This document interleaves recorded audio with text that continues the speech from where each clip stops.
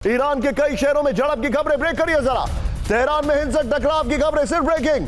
Isfahan, Natanz में भी हिंसक झड़प, यह रिपोर्ट आ रही है। परमाणु फैसिलिटी के नजदीक झड़प की रिपोर्ट है। सोशल नेटवर्क पर ईरानी मीडिया की रिपोर्ट आ रही है। एक अगली बड़ी खबर, ब्रेकिंग और बाइट दिखाइए। ईरान के अंदरूनी हालात खराब, ब्रेक करिए जरा। ईरान के लोगों के में भड़का गुस्सा, बड़ी खबर, ब्रेकिंग और बाइट।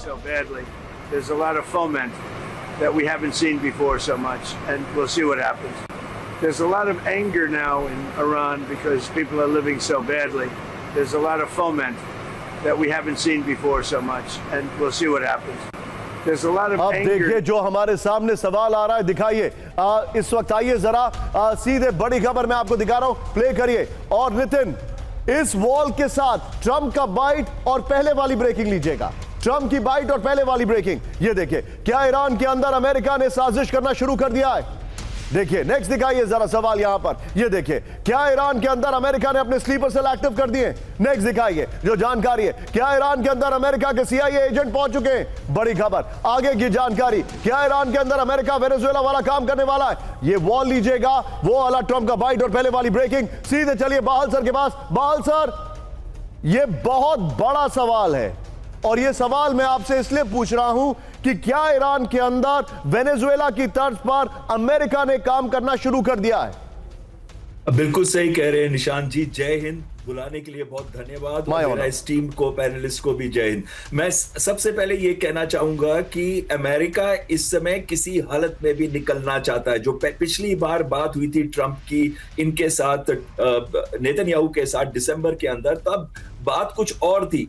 उस टाइम पे उन्होंने कन्विंस कर लिया था। लेकिन इस समय के हालात आपको मैं बताता हूं, कुछ फैक्ट्स बताना चाहता हूं। डर्टी गेम उनकी जरूर ऑन है। वो चाहते हैं कि अशांति फैले, वो चाहते हैं कि सत्ता का परिवर्तन हो, लेकिन इतना आसान नहीं है। उनकी कंडीशन देके, ईरान के अंदर कंडीशन, जिस हिसाब से IRGC का कंट्रोल है, जिस हिसाब से उनकी पैरामिलिट्री का कंट्रोल है, तो मुझे नहीं लगता कि कोई बहुत बड़ा वहां पे रेवोल्यूशन आने वाला है। लेकिन सर, क्या आपको लगता है कि अमेरिका का वो जो डर्टी गेम होता है वो उन्होंने शुरू कर दिया ईरान में? क्योंकि ईरान के अंदर खबरें आ रही हैं कि वहां पर बहुत कुछ हो रहा है, वहां पर कई जगह झड़प की खबरें हैं। क्या आपको ऐसा लग रहा है?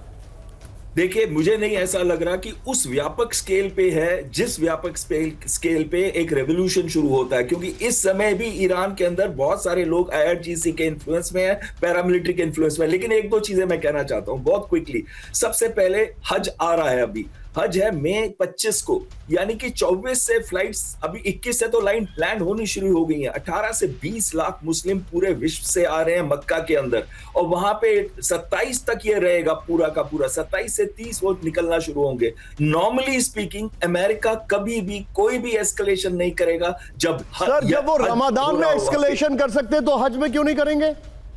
देखिए, योम किपुर वॉर में अरब ने जरूर किया था 1973 में इजराइल के अगेंस्ट, लेकिन अमेरिका नहीं करेगा। क्योंकि अगर आप देखेंगे तो इस समय वैसे भी पूरे विश्व के हालात के अंदर आप मेरे साथ बने रहिए सर। ओके, ठीक है, यू मेड अ पॉइंट। लेकिन मुझे ऐसा नहीं लगता है कि अमेरिका को कोई भी रिलीजियस सेंटिमेंट है किसी के लिए भी, and specially when it comes to Trump. वो सिर्फ अपने बारे में सोचते हैं। Let's be very honest about it sir. लेकिन इस सब के बीच में बड़ी खबर आ रही है मेरे बगल में, नितिन ब्रेक करिए। इस वक्त की बड़ी खबर, ईरान में फिर आया तेज भूकंप। फार्स प्रांत में 4 की तीव्रता का भूकंप। यूरेनियम फैसिलिटी से कुछ ही किलोमीटर दूर पर भूकंप। ईरानी स्टेट मीडिया तंसीम न्यूज की रिपोर्ट, फुल स्क्रीन ब्रेकिंग। क्या ये न्यूक्लियर वेपन टेस्ट है? सवाल है। ये इस वक्त की बड़ी खबर, ये देखिए जरा।